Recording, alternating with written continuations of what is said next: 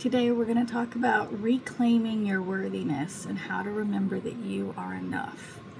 So there are many ways women come to the question of worthiness. Sometimes it arrives quietly as a dull ache in the background of daily life. Sometimes it shows up as exhaustion or burnout or a harsh inner voice that never seems satisfied. And sometimes it becomes visible only when everything slows down and there's nowhere left to hide. If you've ever felt like you needed to do more, be better, or prove yourself before you're allowed to rest, feel at peace, or treat yourself kindly, you're not imagining things. You learned this somewhere. And learning something is not the same thing as choosing it. Many of us grew up in environments where love, safety, or approval felt conditional. You may have learned that you were worthy when you were productive, or helpful, or agreeable, successful, quiet, or strong. And that when you struggled, slowed down, or needed care, something about you was suddenly too much or not enough. Over time, those experiences can shape a belief that worthiness must be earned, that rest is a reward, that kindness toward yourself must be justified. The belief doesn't usually announce itself clearly.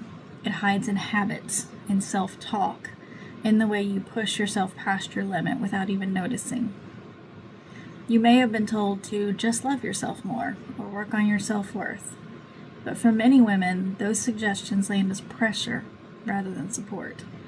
Because if worthiness feels distant or inaccessible, being told to feel worthy can actually reinforce the belief that you're failing at yet another thing.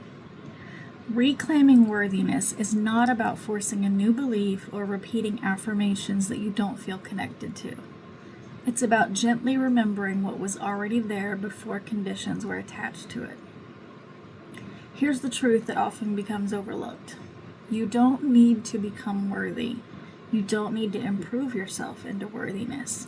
You don't need to heal everything, resolve everything, or understand everything first. Worthiness is not a destination. It's not a personality trait. It's not a reward for good behavior. Worthiness is the quiet truth of your existence.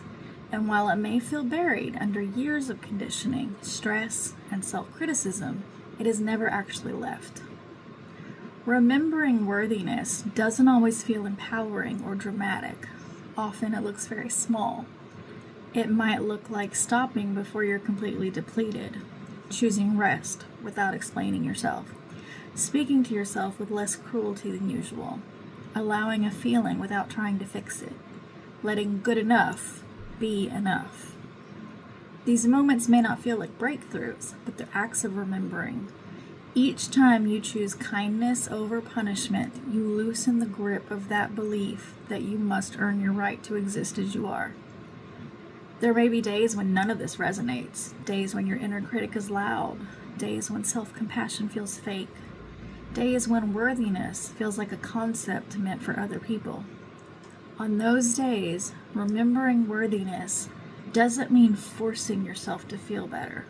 It simply means not adding more harm.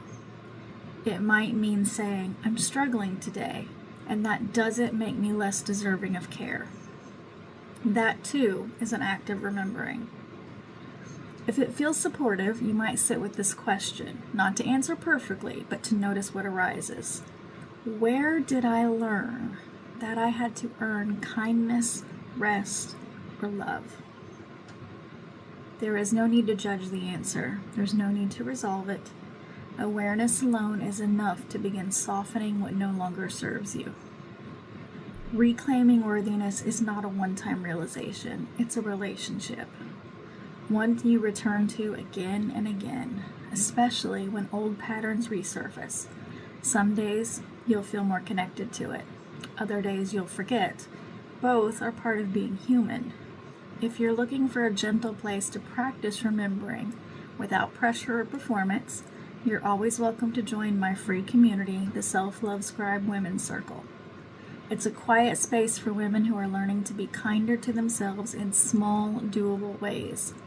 And whether you join or not, I want you to know this. You are not behind. You are not failing. You are not asking for too much. You are enough. not because you've proven it, but because you're here. Thank you for joining me today, and I will see you in the next video. Bye-bye.